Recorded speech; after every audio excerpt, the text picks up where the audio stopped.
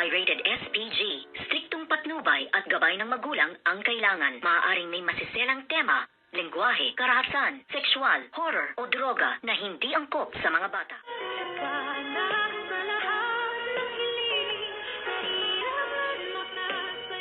Good morning and welcome sa aking munting channel. Unti-unti na ngang bumabalik sa alaala ni Doc RJ kung ano ang kanyang nakaraan, at dito nga ay darating si Nushi para ipagtapat ang katotohanan kay Doc RJ na ito ngang si Zoe ay hindi niya nga ito tunay na anak, at ang tatay nga nito ay si Dr. Carlos Benides, at ito naman ay sasang-ayunan ng kanyang nobyang si Miss Claire na totoo nga raw ang sinasabi ni Nushi na hindi niya tunay na anak ito ngang si Zoe, at dahil nung sila ay magkasintahan na nga nitong si Moira ay buntis na ito at nagdadalang tao, ito nga si Zoe na anak nito ngang si Doc Carlos, kung kaya't ngayon nga ay ganun katindi ang kanilang galit kay Dr. Annalyn Santos dahil hindi nga sila papayag na si Dr. Annalyn Santos ang magiging isang tagapagmana ng Apex Medical Hospital dahil hahadlangan nga ito ni Zoe at ng demonyitang si Moira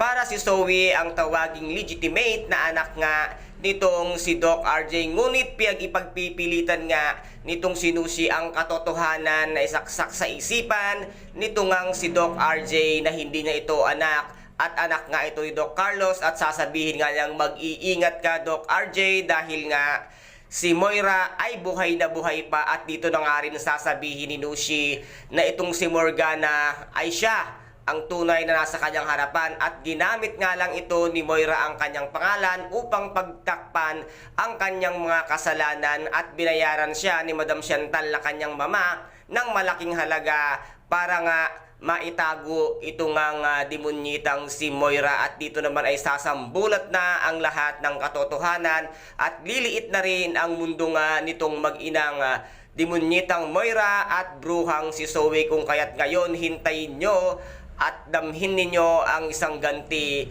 ni Doc RJ na ngayon pa ay kasama pa si Miss Claire na maghihiganti dahil nga sa panluloko nyo kay Doc RJ simula pa lamang ay alam nyo na pala ang katotohanan sa pagkatao nito ngang si Zoe. Kaya guys, ito po ang ating pakaabangan dito nga sa abot kamay na pangarap, ang muling pagbabalik ng isip nga ni Doc RJ. Kaya guys, kung nagustuhan po ninyo ang aking videos for today, paki-subscribe na lamang po ng aking channel, paki-like and share para maging update kayo sa lahat ng gagawin kong videos. Maraming salamat po.